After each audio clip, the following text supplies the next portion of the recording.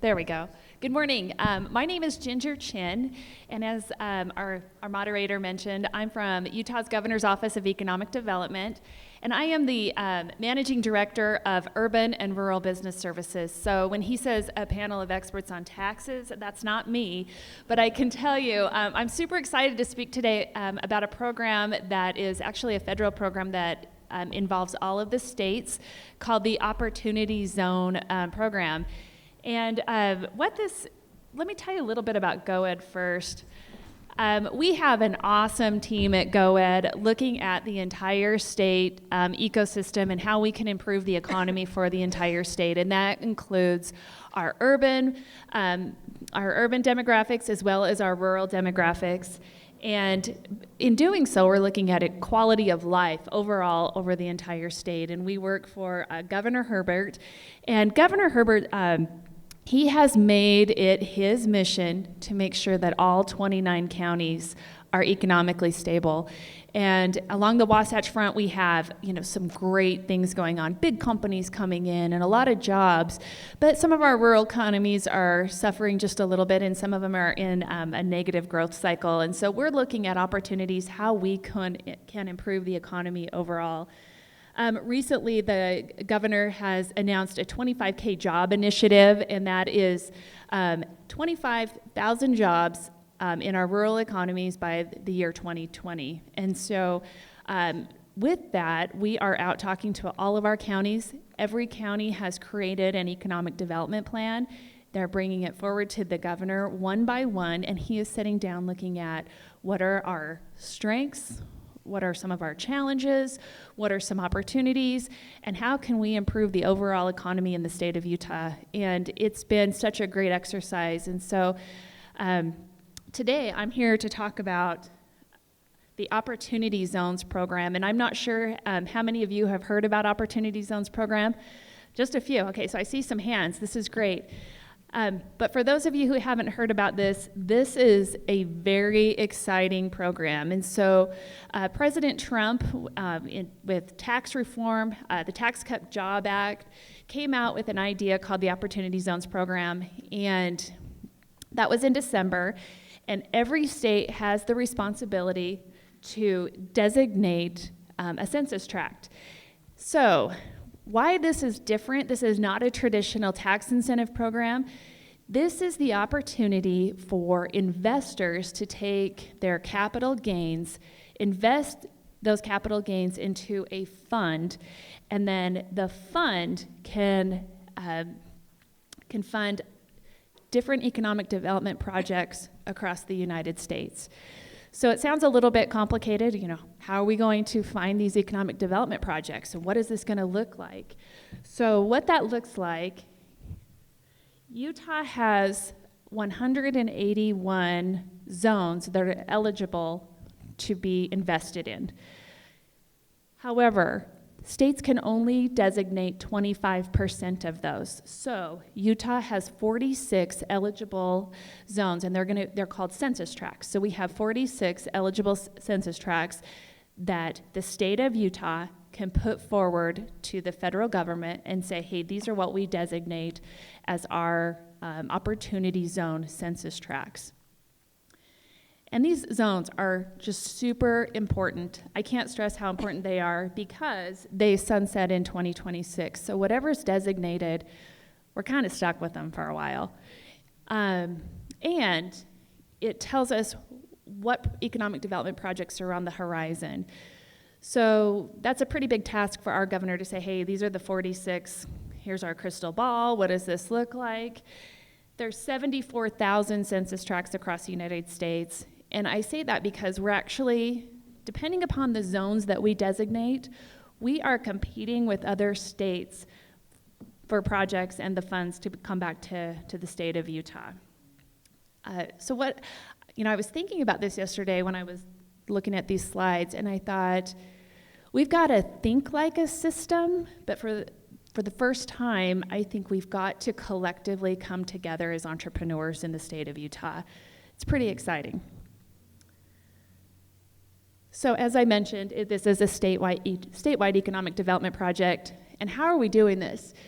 So we decided, we could go in with some data, look at this, and we are doing that. We've actually collected some data sets so that we could look at what makes sense on our designation of our zones. But we wanted to be more grassroots. We wanted to hear right from our counties, what's important to you, what makes sense for you. So we went to our Association of Governments and said, okay, here's the map. We have 46.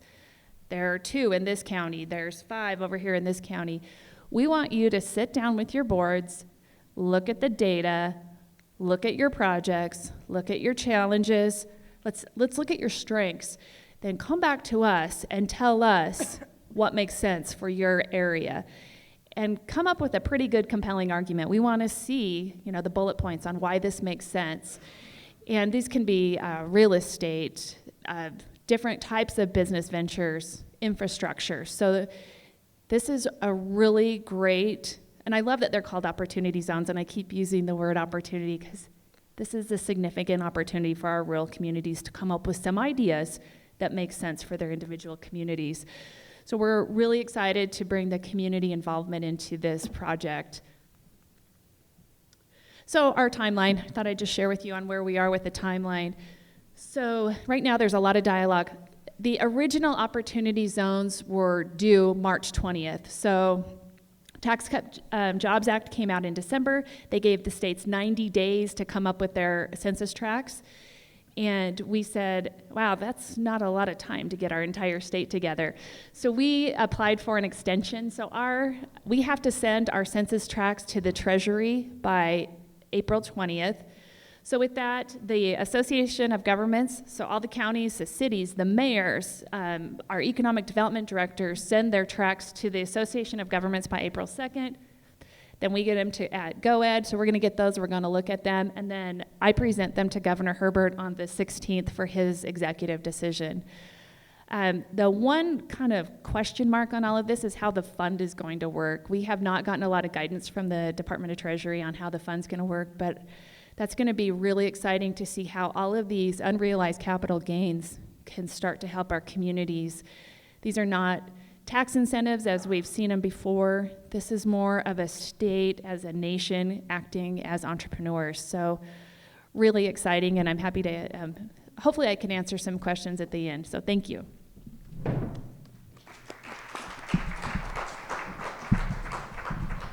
morning, everyone. Thank you, Ginger. When I was invited to speak this morning, I was given a couple of topics to touch on, so I'll touch on 3, and then I'll kick it over to Megan and David.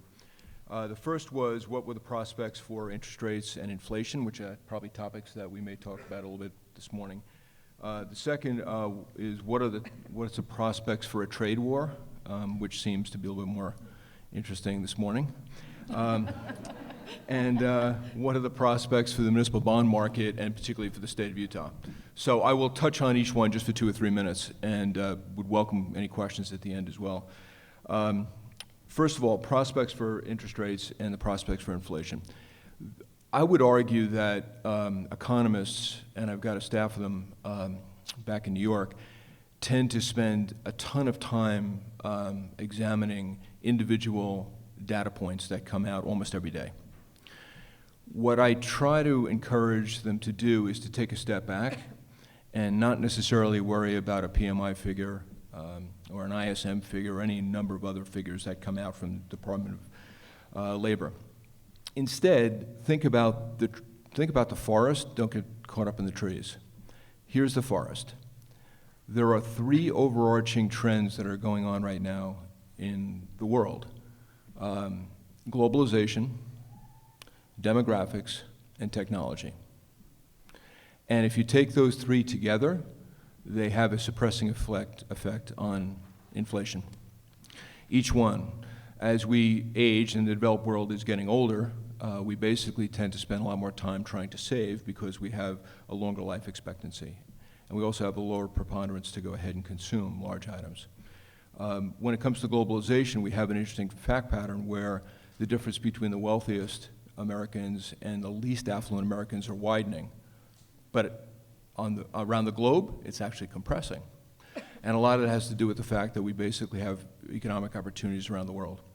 And then, of course, technology, which some of my colleagues at UBS are probably rolling their eyes at because they talk a lot about it, but technology advancement tends to basically suppress inflation as well. Those three things basically are the forest. And as a consequence, at least our forecast at UBS is that we do not anticipate interest rates to go up exponentially quickly, very quickly. They will rise, but it will actually be a slower rise.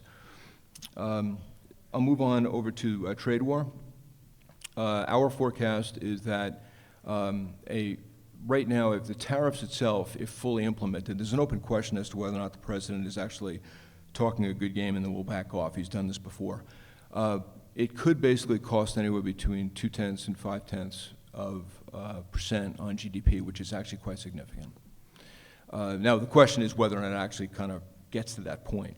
And we suspect that it probably won't, although, again, the news from this morning is a little bit disconcerting. The question that often comes up is if you actually implement tariffs, isn't that going to lead to higher consumer prices and higher inflation? Yeah, initially, but the problem is that it comes back on itself and it also detracts from GDP. So basically, whatever increase in consumer prices you get, the offsetting effect is that the U.S. economy is going to slow down. We went through this twice in the last 125 years.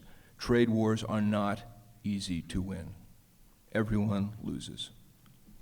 So as a consequence, to the extent that this actually picks up, it's probably not a great thing. And the third thing I'll mention, I'll kick it over to Megan, who this could be exciting because I have no idea what she's going to say. She may disagree with everything I've just said. But the third thing is in the question of prospects for Utah. Now, I actually cut my teeth earlier in my career as a municipal bond analyst, so I tend to have an affinity for muni bonds. Our expectation is that the state of Utah will remain one of the preferred choices for investors in the tax-exempt market. The actual big challenge is that Utah bonds are hard to find, which is probably one of the things that makes them so attractive. When you think about New York and California and some of the other higher tax states and higher issuance states, they are for the time being very attractive because of the SALT, or the state and local tax deduction limitation.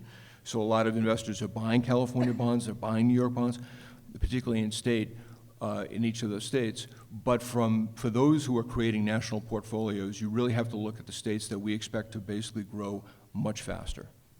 And Utah is one of those states. The biggest, and I'm going to kick it over to Megan right now, one last point is that the biggest challenge we see in the municipal bond market are public pension liabilities. The good news is that Utah got ahead of this 5 or 6 years ago and is probably better positioned than most other states in the union when it comes to managing public pension liabilities. So I know that it's actually a very positive story.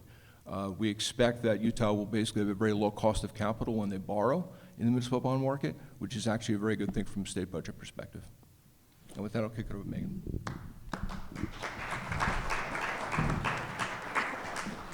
Thanks. I'm going to take a more macro view on the tax bill. I think if you took a piece of paper and wrote down all the economic indicators for the U.S. on it and crossed off the name of the country and handed it to any economist and said, is this a country that desperately needs a fiscal stimulus right now? No one would say yes. So the tax bills come at a pretty weird time. We're pretty late in our business cycle. The late part of the business cycle could last a really long time this time around. But the concern about this tax bill is if we juice the system, provide a fiscal stimulus this late in the business cycle, you'll overheat the economy, you'll get a late cycle surge in inflation. The Fed will have to react and speed up rate hikes, and then we'll all be pitched into recession. That's the worry. On the bright side, I don't think the tax bill is going to do any of those things. And by the way, the tax bill is supposed to help boost growth. I just don't think it really will. I think there will be both demand and supply side effects from the tax bill. And no one really knows which one will win out. But demand side effects mean, we've had income tax cuts. Maybe people will have more to spend. They'll go out and spend. That could boost growth. The supply side effects mean, well, it'll be easier for companies to go ahead and produce what they're providing, goods and services, as a result of the tax bill. And there's probably some truth to both of those. It matters which one whether demand or the supply side effects are bigger, because that has big implications on inflation. So if the demand side effects win out, then you get a positive demand side shock. You shift the demand. If you take a supply and demand curve for anyone who's taken economics, shift it out, prices go up. If the supply side part wins out and you shift out the supply curve, actually prices go down. And I think we can look at, I agree we can't look at individual nitty-gritty data points and extrapolate entirely from them, but if we look at the data we've had this year so far, retail sales as a rough and ready measure of how households are doing, they've fallen 3 months running. So ever since the tax bill was announced, actually, people have been spending less. In the meantime, industrial production surged in February, which suggests that companies feel like they can produce more. And so I think that suggests that actually the supply side effects will win out. And that means that actually the tax bill could put downward pressure on inflation, despite the fact that lots of people are concerned that we'll get this late cycle surge in inflation. Also, if you talk to firms about what they're going to do with the proceeds of the tax bill, the number one answer is deleverage. And that's a great answer for the economy. We had record corporate debt issuance last year. If you look at it in aggregate, corporate balance sheets look great, but if you strip out the cash-rich companies, actually the remainder don't look that good at all, and as rates go up, they might have trouble servicing their debt. So this is a medium to long-term win. It will help fixed income markets. The number two answer is stock buybacks, so that'll goose the equity markets. The number three answer is M&A activity, and number four is capital expenditure, so investment. So if we were to have the tax bill really fundamentally boost economic growth for the U.S. in aggregate, that number four answer, CapEx, would need to be in the top three at least. It would need to go much higher. But unfortunately, I think we're not going to get a whole lot of investment off the back of this tax bill. What it might do with this expensing clause is draw some investment forward from the future. So rather than create new investment, I think we might just actually accelerate it. And so we're kind of borrowing from the future. So you might get a little boost, but it probably won't be sustained. And then finally, if you look at who's getting the proceeds from the tax bill, there's an argument, that companies will return the proceeds to shareholders through stock buybacks. There's an argument that companies will return it to workers through wage growth. We saw a bunch of bonuses at the end of last year. Those are one-offs, that's not wage growth. A recent survey done by Hewitt showed that 87% of companies don't think that they're going to actually go ahead and use the proceeds to boost wages. So I think that's pretty unlikely. The third answer is actually the proceeds might be returned to the consumer. So as all these companies are trying to compete with Amazon, they feel like actually this windfall from the tax bill might just be competed away, and they can't really hike prices.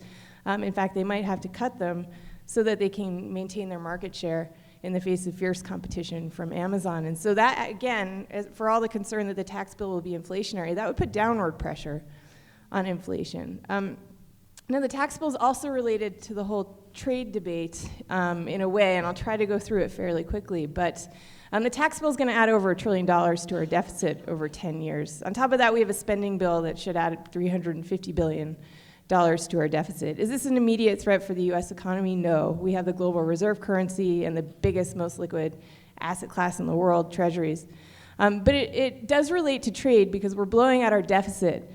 And that means our national savings are going down. Now, our national savings rate is already really low in the U.S. The administration has been complaining about how the U.S. is running a current account deficit with lots of other countries, and that's the reason that's being provided for why we're imposing these tariffs on other countries and on different goods. Now, your current account balance is an accounting identity. It is the difference between your domestic investment and your national savings. That's not an economic theory that may or may not play out in real life. That's the definition. There's no way around it.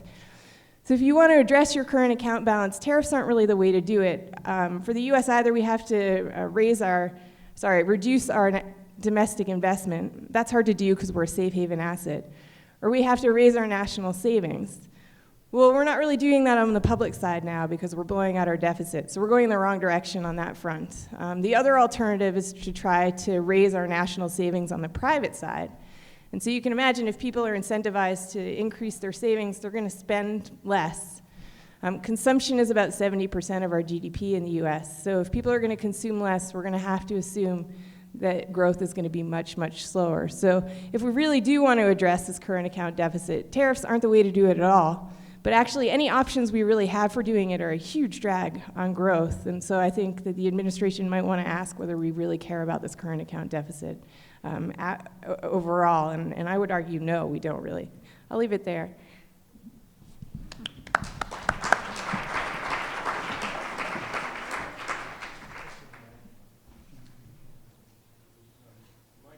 Michael Drury and I negotiated a quick 1-minute treaty. He ran because he's got a business problem that you heard about, and that's a real-life example of what tariffs can do. And so I'm now a participating moderator for whatever that means.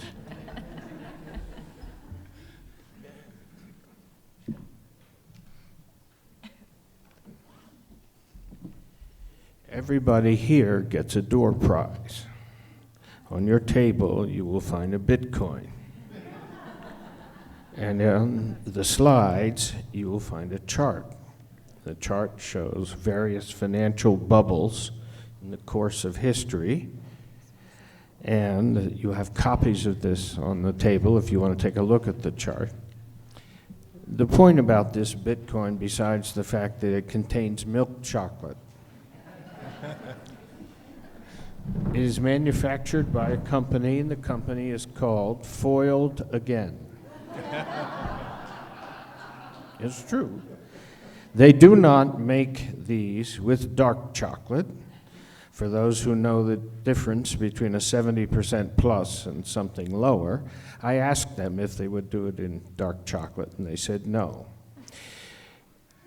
You are holding in your hand the Bitcoin that has the highest tangible value of any Bitcoin ever. So let me ask a question. I'm going to ask everybody in this room to be very honest. If you have done a transaction, trade in any cryptocurrency at least once, would you please honestly raise your hand? Okay. I won't ask you what you paid, which you bought, whether you won or whether you lost. When you put the same question to a classroom of students in a business school where the average age is under 30, as I have done 3 times in the last 3 months, half the hands go up. Now, think about that room and think about this room and look at the gap in views of money, currency, transactions, economics, finance, and all the things that we're supposed to talk about in 20 minutes. So I would just ask one other question. How many in the room hear the word deficit, as Megan just talked about, and think of it as a pejorative, as an economic pejorative, a negative number? A deficit is not a good thing. Is a deficit a bad thing? If you think so, raise your hand, please. Great. How many in the room think a surplus is a bad thing? Raise your hand. Couple of hands. How many people in the room think a surplus is a good thing? Raise your hand. Now, when a politician stands up and says to you, as Megan just alluded to, we have to reduce the current account deficit, sounds good to an audience, doesn't it? Imagine the same politician saying, we have to reduce the current account surplus. Would you have the same reaction? But the statements are identical. That's the identity. I get to that because of financial literacy. And as soon as I reach that point, where I'm going to ask questions of my colleagues. So I'm going to go to my very last slide and leave all the rest of the Federal Reserve, the balance sheet of the Fed, the deficits, the interest rates, and everything else for you to read late tonight if you can't sleep.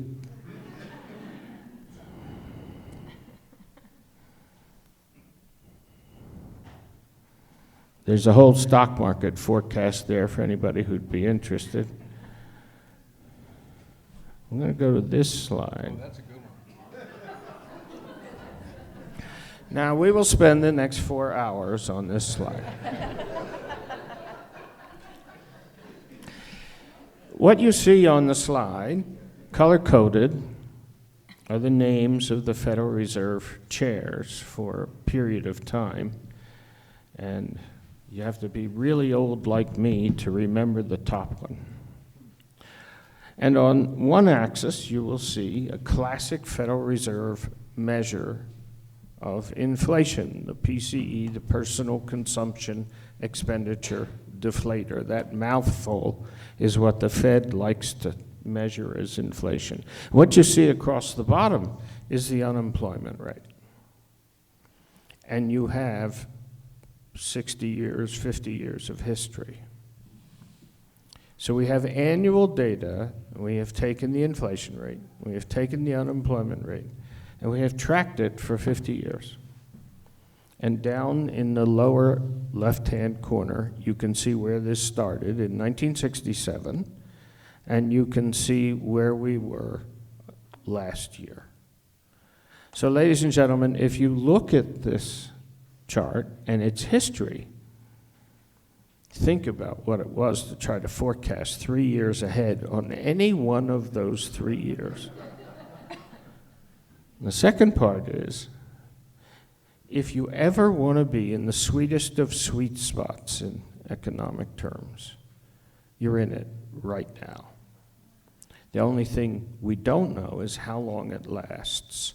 But what we do know is it could last a few months or a few years.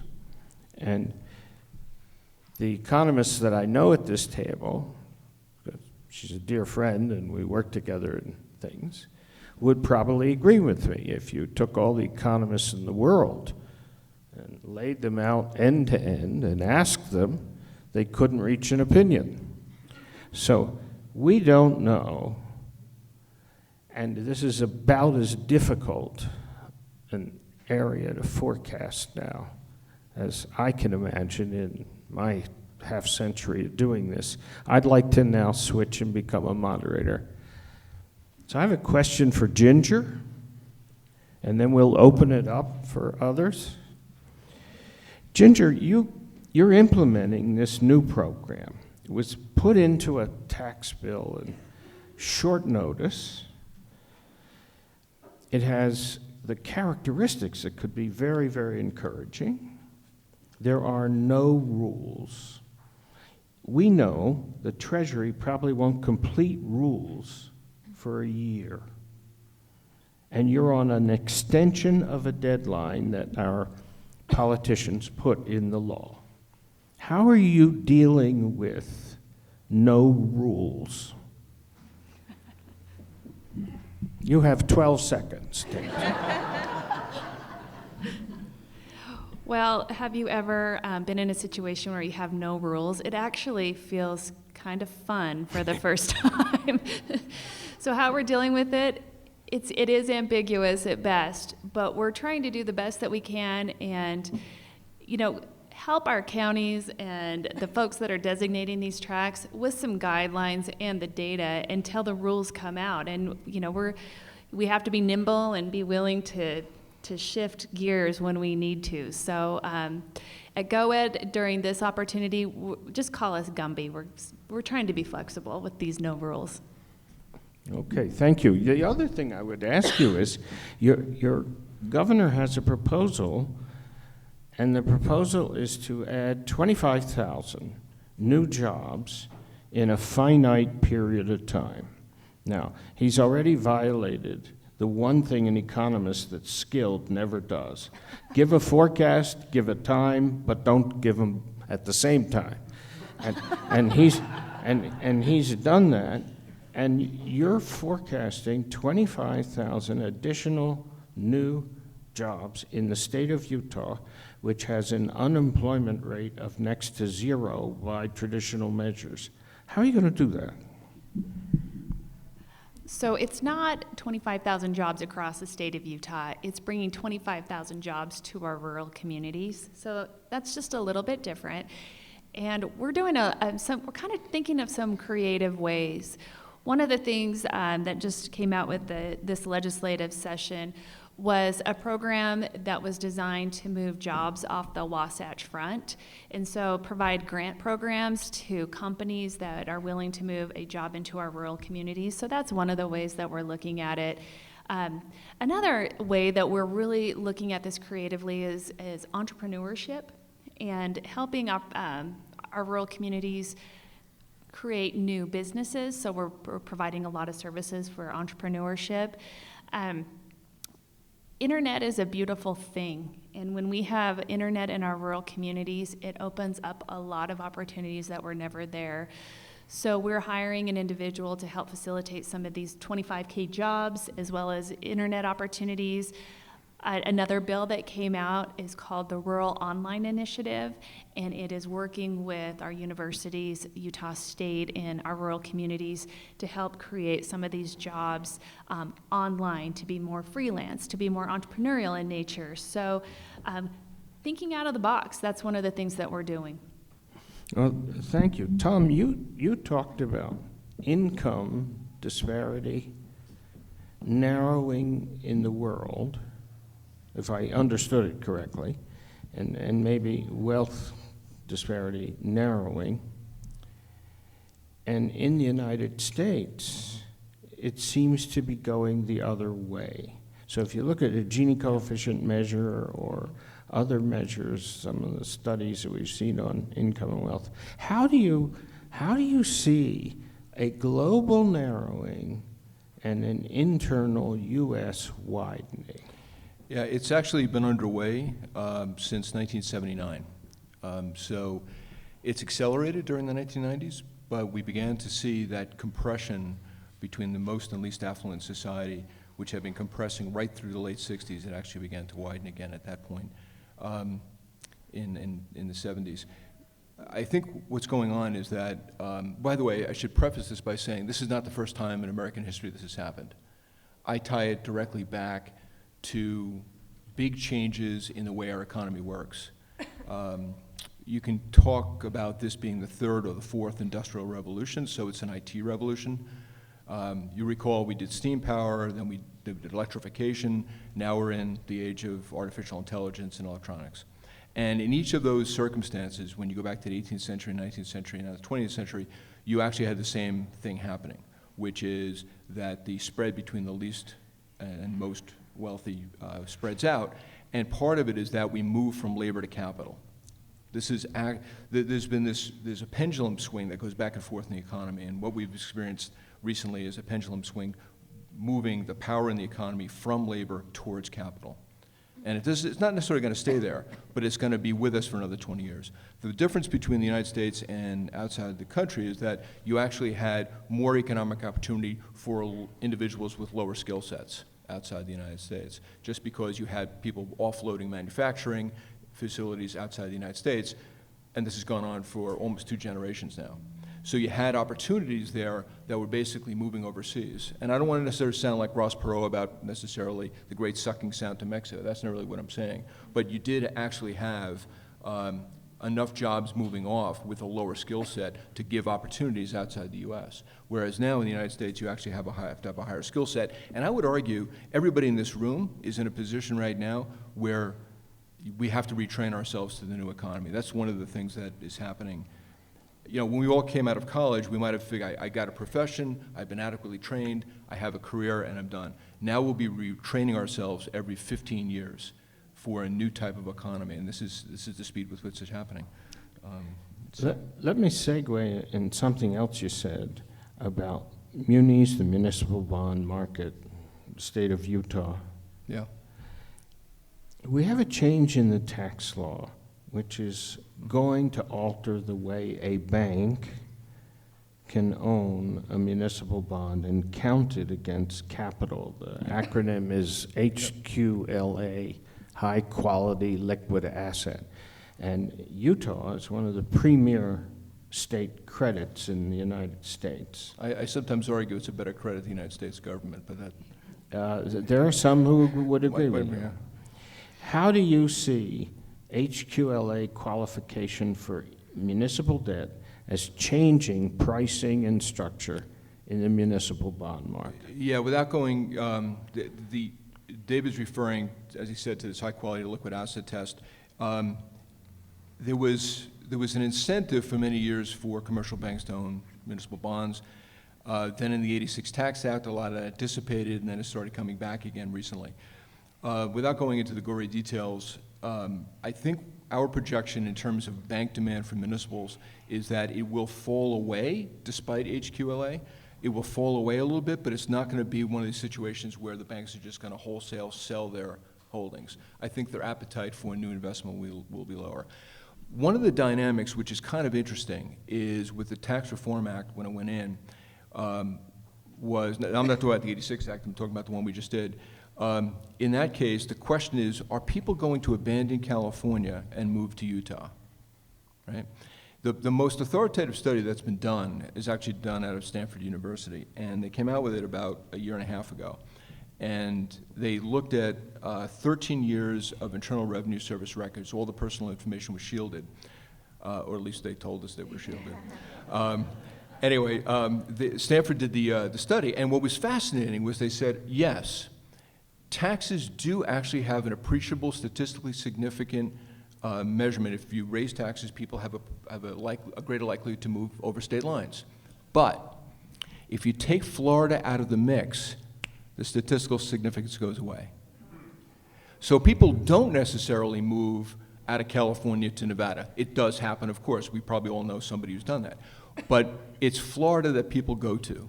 They don't necessarily go to Texas. They don't necessarily go to the state of Washington or New Hampshire. And that's the fascinating thing. Everybody wants a house on the Florida coast. I am not going to move to Florida. But enough Americans do, right? So I think that's kind of interesting is that, you know, there's been a lot of talk about, well, with high tax states and the fact that you can't necessarily take a lot of the deductions to the same degree you had in California or New York, are people going to move over state lines? So far, statistically, the Stanford study would suggest only if you're going to Florida. Ladies and gentlemen, I live in Sarasota, Florida. And to paraphrase the great Will Rogers, during the Depression, half the population of Florida moved to California, and the intelligence level in both states went up. Megan Greene.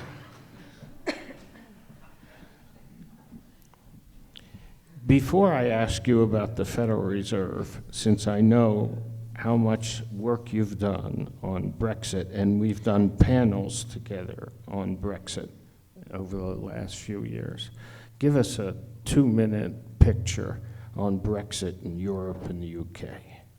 Sure. Brexit will hurt the UK much more than it will Europe in the short term, at least short and medium term. The UK just came up with an agreement with the EU a couple days ago. It was essentially the idea that the EU had handed to the UK several months ago, and the UK now signed it, and it's been put into legislation, which is, I think, pretty much how we can expect these negotiations to go.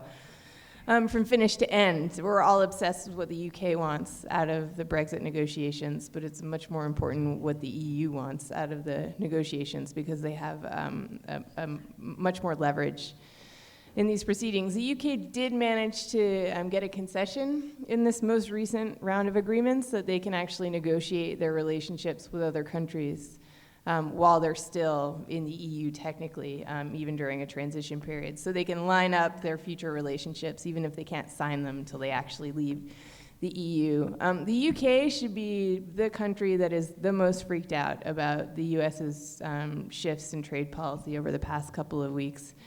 First of all, they've always felt like they had a special relationship with the U.S. and have been relying on the fact that they could get a free trade agreement with the U.S. and the U.S. would be nice to them. I don't think we can really expect the U.S. to be particularly nice to them, given that the U.S. is running a current account deficit with the U.K.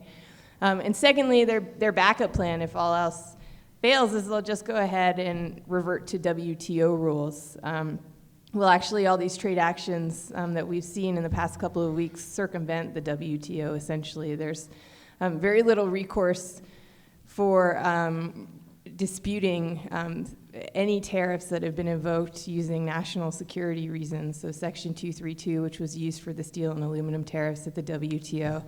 And there's some adjudication for anti-dumping stuff that we'll see coming from China. But it's basically just defanging the WTO, and the UK has been relying on the WTO if all else fails. I'll just finish it off by saying there's one issue that the UK hasn't remotely begun to solve, and that's the border between Northern Ireland and Ireland. The UK is insistent there will not be a hard border, but they're also insistent that they will leave the single market and not have a customs union. All of that is utterly inconsistent. So if the UK is going to leave the single market and the customs union, either there will be a border between Northern Ireland and Ireland, or there will be a border between Northern Ireland and the UK, and neither one of those things is acceptable to the EU or the UK. So this is the issue that they just keep kind of kicking it into the long grass, but at some point they're going to have to fix that. And my personal view is you can't avoid a hard border between Ireland and Northern Ireland unless it's made of fairy dust. So. They actually have that in Ireland. Thank you. Yeah. Let me ask Megan one more question, and then we're going to open up the discussion for questions from the floor for a few minutes. The Federal Reserve is on a path to hike the short-term policy rate. We all know that. And arguably, that will be another 2 or 3 times this year, and maybe 2 or 3 times next year. At the same time, the Federal Reserve is shrinking the size of its balance sheet by rolling less in the way of maturity as opposed to directly selling. Never in the history of central banking anywhere have we had this combined policy, let alone in the largest central bank of the world's reserve currency. Do you think the Fed is tightening too fast in the combination? What kind of flexibility do you think is in the new institution? I should remind the audience that 3 seats on the Board of Governors are vacant, and the Federal Reserve has not had a full 7 seated governors since before the financial crisis. That's a commentary on the state of our politics in this country, in case someone here hasn't been observing things. Megan, a word about the Fed, rates, uncertainty.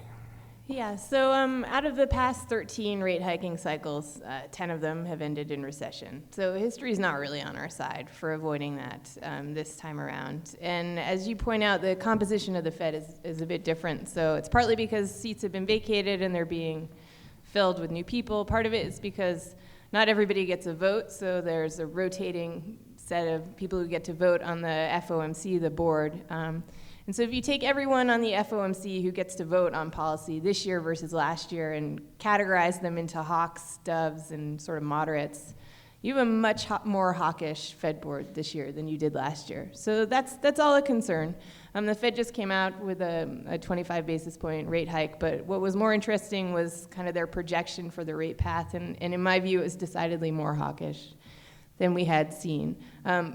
On the bright side, I'm not really buying their forecast for the rate path, so I think they'll probably have to back off of it because, as you mentioned, they're also shrinking the balance sheet very slowly, but over time, the cumulative effect can become a significant tightening. On top of that, financial conditions have tightened pretty significantly over the past couple of months. And the data for the first quarter of this year in terms of economic growth has actually looked decidedly meh, to use a technical economics term.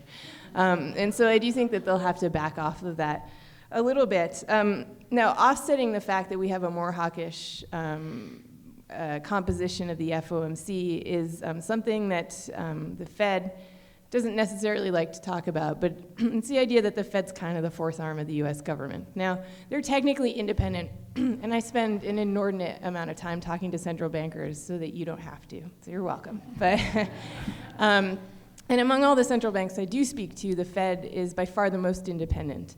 That being said, they are under some political pressure. This is why they're shrinking their balance sheet. They don't want to be under the thumb of the Treasury. Ever. They don't want to have political pressure. There's no economic or financial reason really for them to shrink their balance sheet. It's a political move. And the press also puts a lot of pressure on them for boosting things like inequality with asset buying programs. And so I do think that if the Fed does turn significantly more hawkish, it will essentially be pouring cold water all over the tax bill and the spending bill and all these things that are supposed to boost growth, all of the wins essentially that the administration has had so far. And I just don't really see this administration sitting by and watching that happen. So I do think that they'll come under pressure to be more dovish.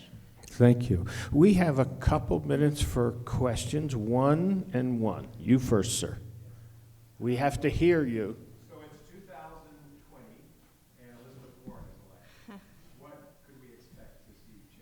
Will you, to whom are you addressing that question?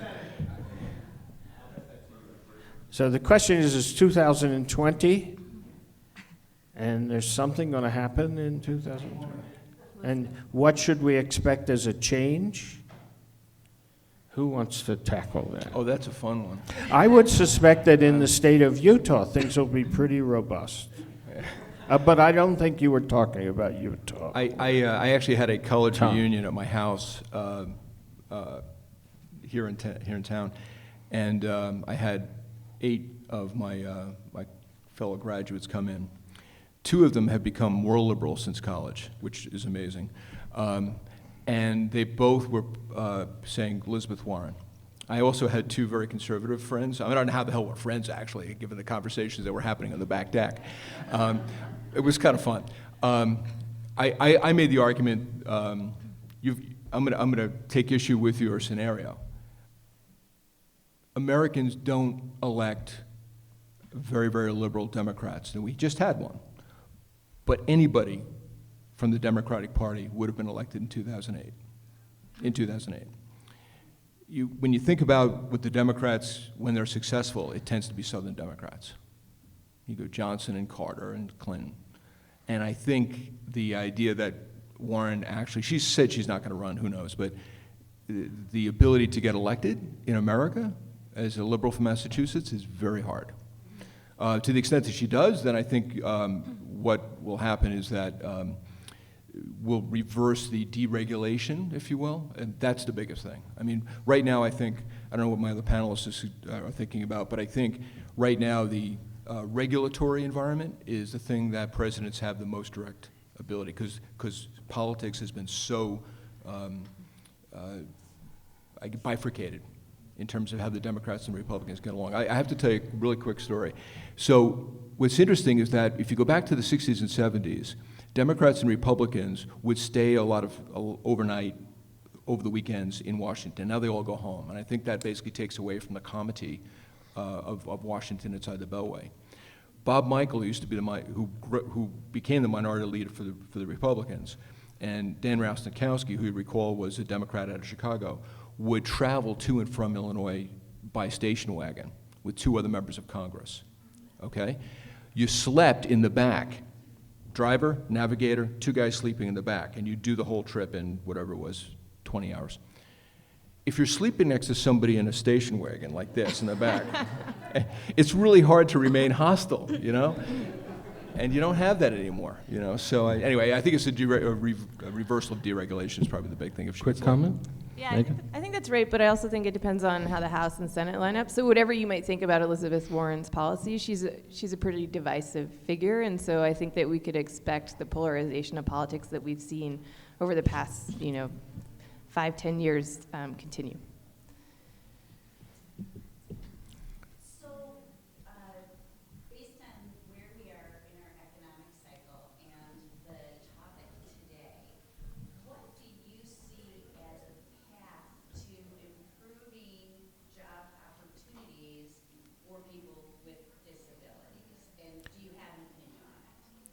The question was, what do you see as a path to improving job opportunities for people with disabilities, given where we are now in the economic cycle? Low unemployment and extra cash is my goal. Very quick answer.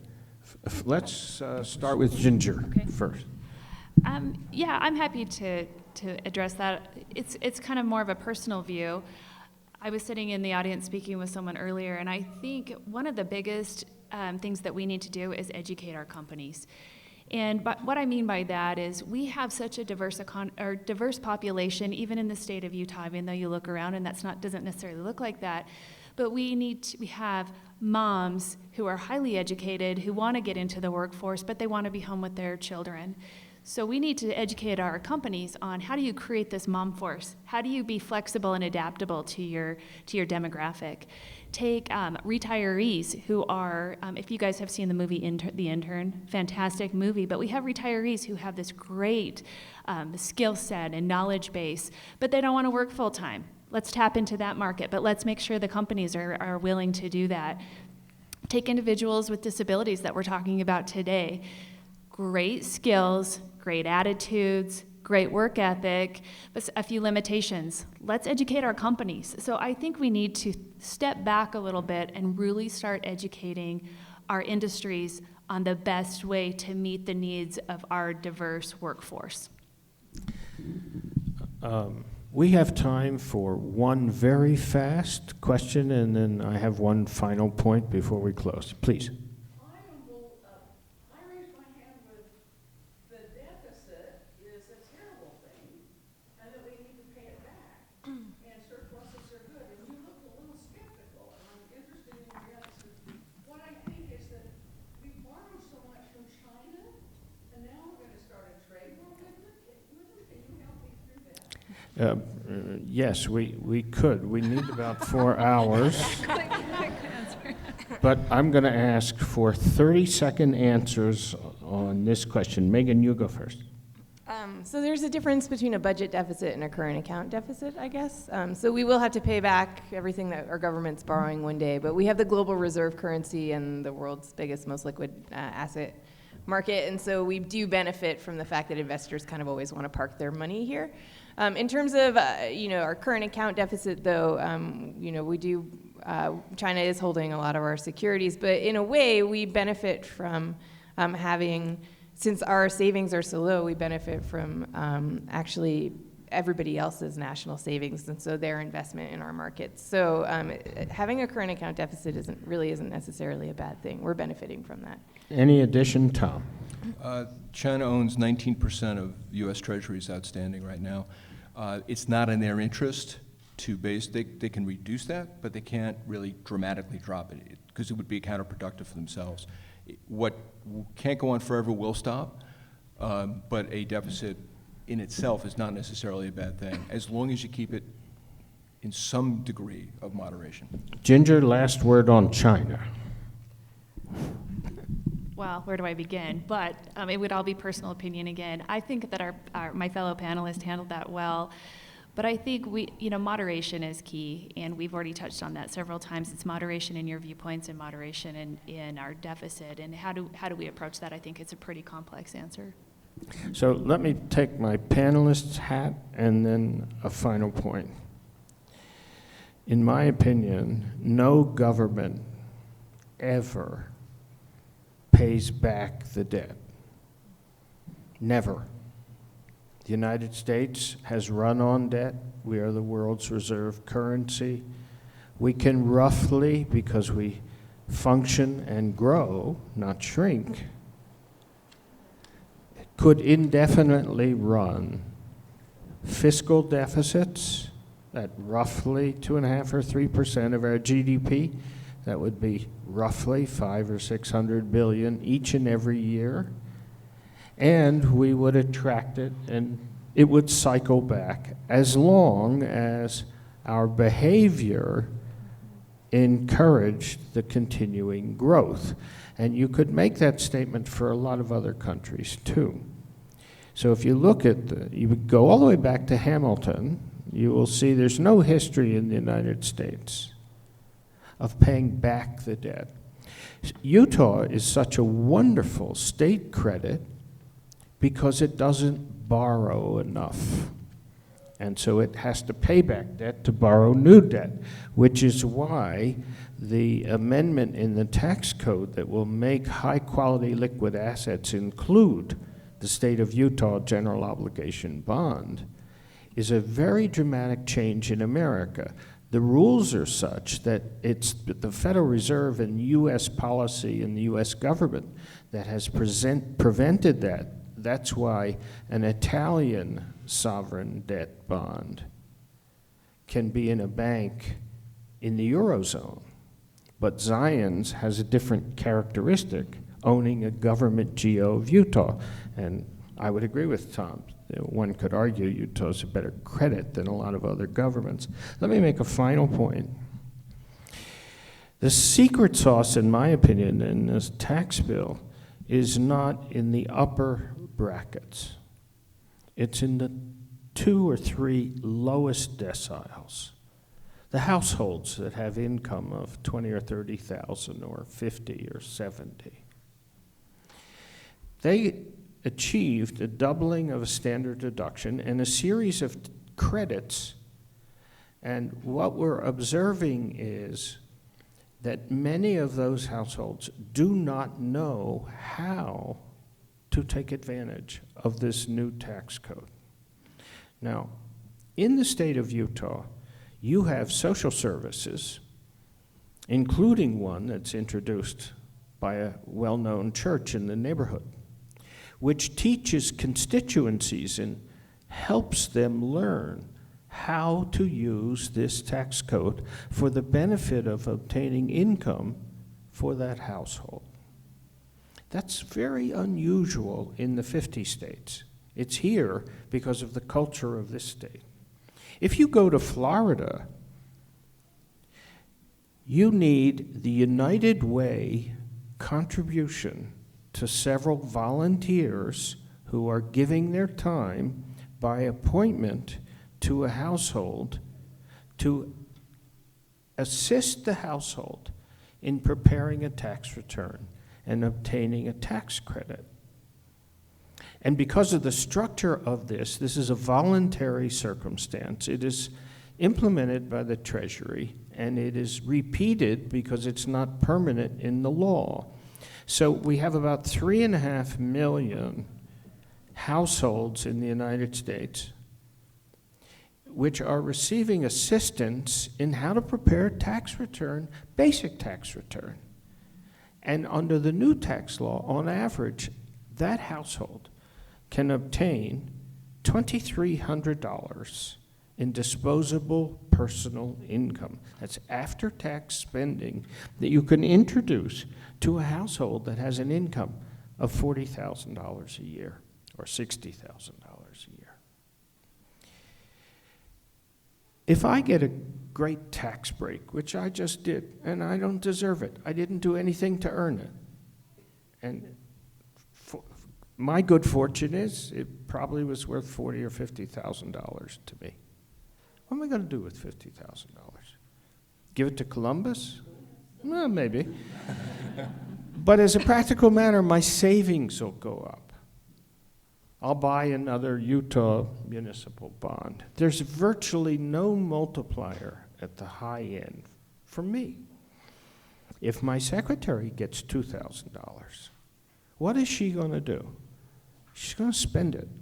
And if a household spends it, whether they buy a car, go to the cleaners, go to the movies, whatever, it multiplies and has a multiplier. We call, in economics, we call it a multiplier, and it can actually pick up steam. So there's something called an accelerator, too.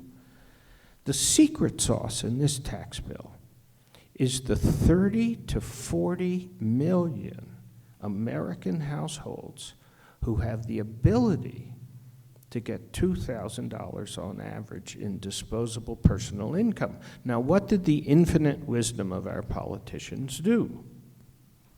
It took away the fees, the deductibility of the fees and costs for financial people and for the preparation of a tax return.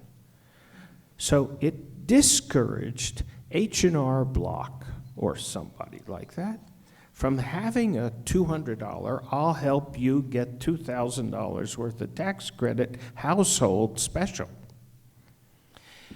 In Florida, we now have a philanthropic approach, and I'm involved in a structure in which we are going to give lower level income charter schools grants so the family in those schools can learn how to prepare a tax return and obtain a tax credit.